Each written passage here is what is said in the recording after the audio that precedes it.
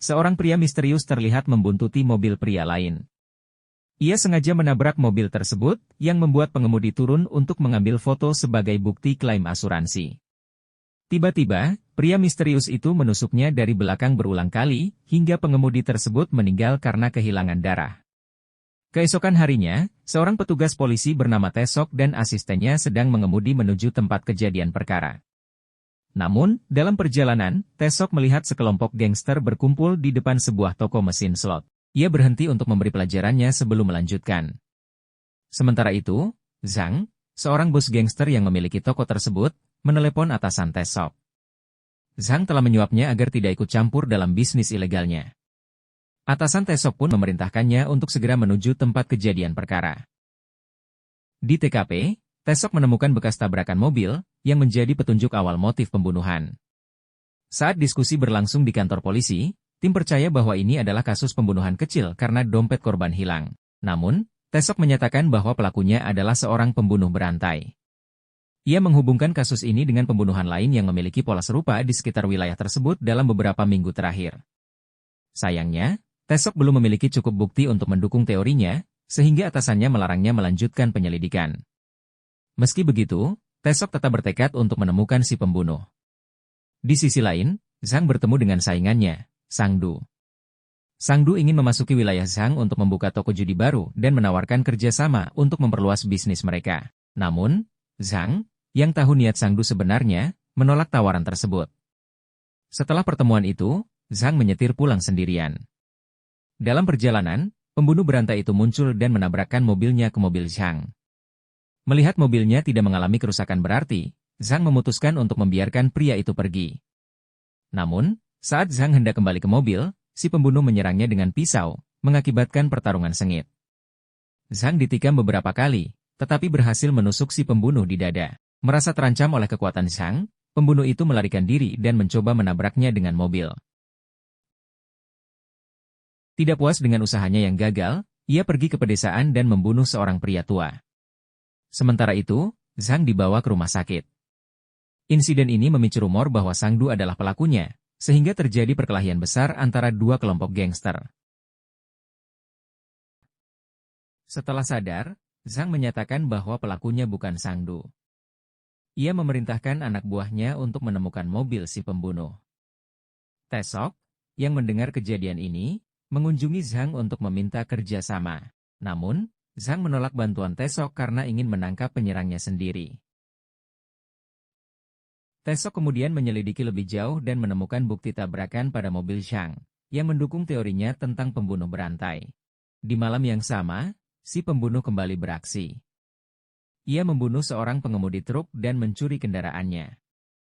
Namun, ia tidak sadar bahwa ada seorang pria berbaring di kursi belakang. Dalam kondisi psikotik, pembunuh itu tertawa puas sambil mempersiapkan pembunuhan berikutnya. Saat proses tersebut, pisaunya terjatuh dan ditemukan oleh anak buah Zhang. Keesokan harinya, Tesok kembali mengunjungi Zhang dan akhirnya mereka mencapai kesepakatan. Zhang akan menyediakan tenaga kerja dan dana, sementara Tesok menangani keterampilan serta alat yang dibutuhkan untuk investigasi. Sebelumnya, Zhang telah meminta seorang pelukis untuk membuat sketsa wajah si pembunuh berdasarkan ingatannya yang tajam. Sketsa itu cukup detail untuk memulai pencarian. Namun, sebelum memburu si pembunuh, Zhang memanfaatkan situasi. Ia memerintahkan anak buahnya untuk membunuh Sangdu dengan pisau milik pembunuh. Anak buah Zhang sengaja meninggalkan pisau itu di tubuh Sangdu untuk mengalihkan pandangan ke si pembunuh berantai. Tesok, yang mengetahui kondisi tersebut, mulai menyimpulkan bahwa Zhang adalah dalang di balik pembunuhan Sangdu. Ia menghadapi Zhang, dan mereka terlibat dalam pertarungan sengit.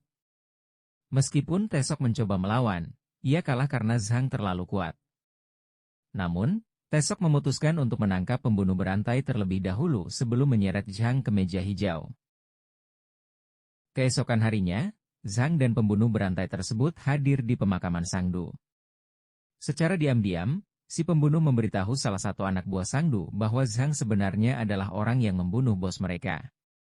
Dalam perjalanan pulang, si pembunuh menemukan target baru dan langsung membunuhnya dengan cara yang sama. Ia tidak memiliki motif atau pola tertentu dalam tindakannya, selain kepuasan yang ia rasakan setelah mengambil nyawa seseorang. Sementara itu, Zhang menemukan mobil milik si pembunuh dan mulai menyelidikinya. Ia mencari petunjuk yang dapat membantu mengidentifikasi pelaku. Namun, saat penyelidikan berlangsung, mereka diserang oleh anak buah Sang Du yang ingin membalas dendam atas kematian bos mereka. Meski kalah jumlah, Zhang dan Tesok berhasil mengalahkan mereka dengan keterampilan bertarung yang unggul. Dari penemuan tersebut, mereka menemukan sidik jari si pembunuh dan berhasil mengidentifikasinya. Mereka menggeledah tempat tinggal pelaku, tetapi ia melarikan diri. Beruntung, Tesok menemukan foto si pembunuh dan memanfaatkannya untuk mempersiapkan pencarian besar-besaran. Dengan bantuan anak buah Zhang dan Tesok, mereka menjelajahi jalanan, hotel, pasar, terminal, bar, hingga kafe internet. Namun, meski upaya telah dilakukan, si pembunuh tetap belum ditemukan. Keesokan harinya, Zhang dan Tesok bertemu di terminal bus. Di sana, mereka berbincang dengan seorang gadis SMA. Tak lama setelah itu, mereka dikejutkan oleh kabar bahwa gadis tersebut telah menjadi korban pembunuh berantai. Menggunakan jalur bus sebagai petunjuk baru, mereka akhirnya menemukan tempat tinggal si pembunuh. Namun, si pembunuh menyadari bahwa dirinya sedang dikepung, sehingga ia melarikan diri, memicu kegembiraan mobil yang menegangkan. Setelah beberapa waktu, Zhang dan Tesok berhasil memojokkan mobil si pembunuh. Namun, ia melarikan diri dan membunuh salah satu anak buah Zhang dalam prosesnya. Zhang mengikuti jejak darah si pembunuh hingga tiba di sebuah bar karaoke. Di sana, ia menghancurkan pintu sebuah ruangan dan menemukan sisa-sisa pembunuh yang terjebak. Dengan penuh amarah, Zhang memukuli si pembunuh hingga babak belur, lalu menyeretnya ke tempat lain untuk menyiksanya. Tiba-tiba, Tesok datang dengan mobilnya dan menabrak Zhang. Ia mengambil alih situasi, membawa si pembunuh ke kantor polisi. Akhirnya, si pembunuh diadili atas semua kejahatannya. Selama konferensi, si pembunuh mencoba menghindari tuduhan dengan alasan tidak ada bukti langsung yang memberatkannya.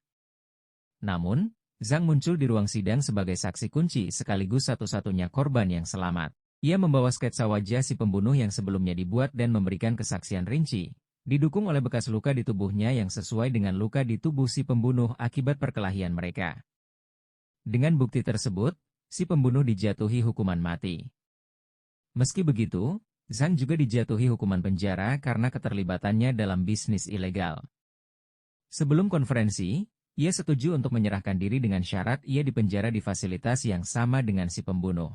Zhang menerima hukumannya dengan senyum di wajahnya, mengetahui bahwa ia akhirnya akan mendapat kesempatan untuk membalas dendam.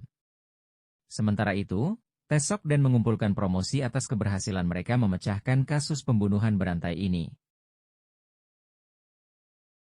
Kisah berakhir dengan Zhang memasuki penjara, bersiap untuk menyelesaikan urusannya dengan si pembunuh.